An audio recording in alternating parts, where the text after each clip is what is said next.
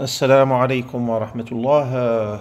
Aujourd'hui, dans le cadre du colloque international organisé par l'Université de Tielt, un colloque intitulé Langue, discours et communication interculturelle à l'ère du numérique et de l'intelligence artificielle, moi, Khadir Nabil, enseignant à l'Université de Sidi Bel Abbès, je présente ma communication intitulée Enjeux culturels et idéologiques dans les interactions de l'intelligence artificielle, approche sémiotique et comparative. Cas traités, ChatGPT, Copilote et Telegram. Notre problématique tend vers un questionnement autour d'un éventuel endoctrinement numérique dont ferait usage l'IA en face d'un interlocuteur humain non cultivé à travers certaines stratégies discursives, alors que celle-ci changerait face à un interlocuteur entre guillemets cultivé. Expérimentation et entretien avec les trois applications sur le sujet de la théorie de l'évolution. Le cheminement de l'entretien s'est fait en trois étapes. Premièrement, fiabilité scientifique de la théorie de l'évolution, c'est les fondements de la théorie de l'évolution, et la critique, troisième étape, critique de la théorie. Relevé de la discussion avec l'IA, nous nous retrouvons devant deux axes argumentatifs dont fait usage l'IA. Un discours largement affirmatif, ancré dans une sémiotique indicative, usage de l'indicatif, des adjectifs sémiotiques, de certitude et usage des verbes et adverbes à modalité indicative. Exemple, à la question « La théorie de l'évolution est-elle fiable scientifiquement ?» l'IA a répondu « La théorie de l'évolution est largement acceptée par la communauté scientifique comme une explication robuste et fiable de la diversité des formes de vie sur Terre. Voici quelques raisons clés pour lesquelles elle est considérée comme scientifiquement fiable. » Face à la question si l'évolution était correcte, Dieu n'existerait pas, l'IA a répondu non, l'évolution ne contredit pas nécessairement l'existence de Dieu. Beaucoup considèrent que les deux idées peuvent coexister bien qu'il existe des perspectives variées sur cette question. Donc, la suffisance toujours dans le discours, dans l'analyse du discours de l'IA, la suffisance de l'évolution, Dawkins notamment, qui est un des pionniers de l'ère moderne, l'un des fervents défenseurs de la théorie de l'évolution. Dawkins, notamment dans The Blind Watchmaker, c'est-à-dire le fabricant de montres aveugles, affirme que la théorie de l'évolution explique la complexité et la diversité de la vie sans recourir à une intelligence ou un dessein. Selon lui, l'évolution est un processus non dirigé basé sur des mutations aléatoires et la sélection naturelle, ce qui rend inutile l'hypothèse d'un créateur. Critique de l'argument du dessein, il rejette l'idée selon laquelle la complexité biologique nécessite un créateur. Dawkins souligne que l'apparence d'un dessein dans la nature peut être expliquée par les mécanismes évolutifs. Donc vous voyez bien qu'il y a un mode indicatif marqué par la couleur bleue dans l'affirmation de la théorie de l'évolution et le conditionnel pour douter de l'existence d'un créateur, c'est-à-dire c'est deux registres différents. On affirme la théorie de l'évolution, mais on doute du créateur à travers le discours de l'IA. À la question « Dieu existe-t-il ?» l'IA a répondu « Le problème de la régression infinie, si un Dieu a créé l'univers, qui a créé Dieu ?» une question. Introduire un créateur complique davantage les choses au lieu de les simplifier. Religion et incompatibilité scientifique, Sam Harris, aussi un fervent défenseur de la théorie de l'évolution, critique les doctrines religieuses pour leur opposition historique ou contemporaine aux faits scientifiques, y compris à l'évolution. Donc ici, l'IA cite Sam Harris. Donc à l'indicatif, toujours en bleu, à l'indicatif, la religion et science se contredisent. Au conditionnel, Dieu serait une hypothèse selon la l'IA. Deuxième axe argumentatif, l'IA change de stratégie discursive face à un individu cultivé. Critique des fondements de la théorie de l'évolution. Après que l'IA ait avancé les arguments en faveur de la théorie de l'évolution, on résume les arguments de l'IA en deux chapitres, fossiles premier chapitre fossile et deuxième chapitre génétique. Nous avons émis la remarque suivante. L'approche archéologique de l'évolution a été infirmée par la découverte de l'explosion cambrienne. La génétique démontre également une ressemblance majeure entre l'homme et certains rongeurs, également entre l'homme et certaines plantes, donc la génétique ne prouve rien. L'expérience de Craig Venter a également démontré l'incapacité de l'homme à recréer une cellule du néant. Changement du registre de l'IA face à cet interlocuteur. Elle répondra, vos points soulèvent des interrogations légitimes. Vous voyez en bleu, l'IA commence à changer de stratégie de discussion, c'est-à-dire ce n'est plus le discours ancré dans la certitude de l'évolution, non, c'est l'avis contraire peut être un indicatif, quelque chose de légitime, une idée légitime, sur certains aspects de la théorie de l'évolution, et ils sont souvent utilisés dans les débats sur son interprétation. Donc, l'IA adopte le registre indicatif dans l'approbation de notre position. Vos observations soulignent des défis et des questions encore ouvertes dans certains domaines scientifiques, mais elles ne refutent pas l'ensemble de la théorie de l'évolution.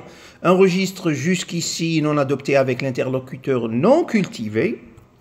Face à notre remarque, ce que nous observons à court terme, c'est une adaptation à des êtres vivants. Aucune modification de la génétique n'est opérable in vivo. La théorie de la pangénèse n'est pas du tout prouvée. L'IA a répondu, vous soulevez un point essentiel qui distingue, et vous voyez bien que l'IA réutilise le registre, la modalité indicative qui distingue l'adaptation des êtres vivants de l'évolution à long terme. Examinons vos arguments pour clarifier ces concepts et analyser la question de la modification génétique in vivo et de la théorie de la pangénèse. Un point essentiel que l'IA n'a pas évoqué jusqu'à ce stade de la conversation bien sûr avec l'interlocuteur non cultivé. Attendons que l'interlocuteur humain le fasse, c'est-à-dire c'est quand l'interlocuteur humain l'a fait que l'IA a commencé à le discuter, c'est-à-dire la théorie de la pangénèse, alors qu'avec l'interlocuteur non cultivé, l'IA n'a pas du tout évoqué ce point-là. L'IA répondra à notre remarque par rapport à la pangénèse. L'adaptation désigne la capacité des êtres vivants à répondre à leur environnement grâce à des mécanismes existants dans leur génome. Par exemple, les bactéries peuvent développer une résistance aux antibiotiques ou les mammifères peuvent ajuster leur plage selon les saisons. Donc, toujours, l'IA utilise une stratégie discursive sophiste avec une dissémination des arguments. Elle essaye de s'ancrer dans une sémiotique de génétique et de registres scientifiques assez robustes. Mais elle ajoute aux deux autres exemples les mouches drosophiles et les pinsons des Galapagos, qui sont des oiseaux que Darwin a pris pour cas pour a pris pour exemple pour prouver sa théorie de l'évolution. Donc l'évolution des mouches, des drosophiles, mouches des fruits, des expériences ont montré des modifications génétiques induites dans des populations drosophiles soumises à des environnements différents. Par exemple, des mouches élevées dans des environnements froids ont développé des traits héréditaires adaptés à ces conditions. Les analyses génétiques montrent que ces changements sont dus à des mutations accumulées. Donc la stratégie de l'IA est basée toujours sur l'usage de l'indicatif associé à une lexicosémantique de mutation génétique, etc., c'est-à-dire utiliser un registre assez robuste génétiquement et scientifiquement. Nous avons émis la remarque suivante: la transmission génétique des mouches drosophiles est forcément due à une transmission des caractères récessifs véhiculés par les gamètes des deux parents et non une évolution génétique. L'IA répondra: vous avez raison de souligner que la transmission génétique chez les mouches drosophiles, comme chez tous les organismes, repose sur la transmission des caractères hérités des parents, souvent sous forme de gènes récessifs ou dominants. Cette transmission suit les lois de l'hérédité de Mendel. L'hérédité de Mendel, jusqu'ici, qui n'a pas été du tout évoquée par l'IA, c'est-à-dire c'est seulement quand nous, entre guillemets, interlocuteurs cultivés, nous avons évoqué les lois de l'hérédité de Mendel, l'hérédité classique, que l'IA l'a évoqué. Sinon, elle l'aurait dissimulé face à un interlocuteur, d'ailleurs elle l'a fait, face à un interlocuteur non cultivé, où les caractères sont portés, je continue sur le prélèvement qu'on a fait sur le discours de l'IA, où les caractères sont portés par les allèles des parents. Donc à souligner que l'IA a caché jusqu'ici tout ce qui se rapportait aux règles de l'hérédité de Mendel. Donc, en réponse à l'argument des virus et des bactéries qu'avait avancé l'IA, nous émettrons la remarque, mais les bactéries et les virus se multiplient d'une façon asexuée. Donc, ce qui se passe ne peut être qualifié de transmission de gènes à travers les générations, mais ce sont des mutations dues à la cytodivision. L'IA répondra: vous avez raison de souligner que les bactéries et les virus se reproduisent de manière asexuée. Donc, pour un interlocuteur non cultivé, il n'a même pas idée que les bactéries et virus se multiplient d'une façon asexuée. Pourtant, l'IA l'a dissimulé.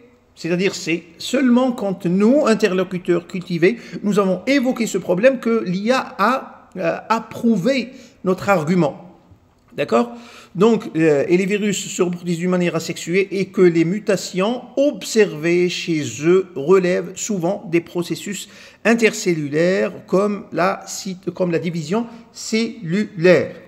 Donc, l'IA approuve nos arguments, mais seulement après que nous les ayons avancés.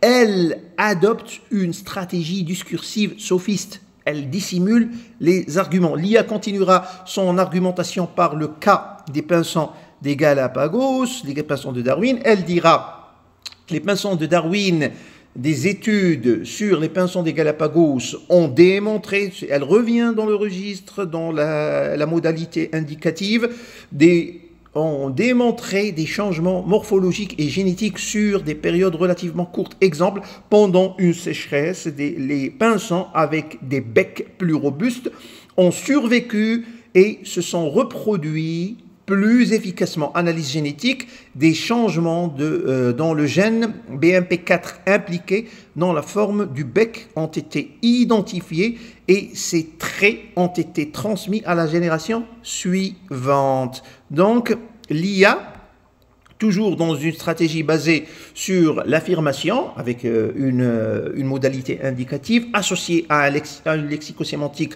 ancrée dans le registre de la mutation et de la génétique et de l'évolution.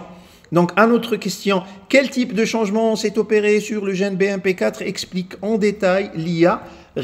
On lui demande d'expliquer en détail. L'IA répondra: les changements observés dans le gène BMP4 et les modifications génétiques observées ne sont pas nécessairement des mutations. Ne sont pas nécessairement, elle revient dans le doute, ne sont pas nécessairement des mutations dans la séquence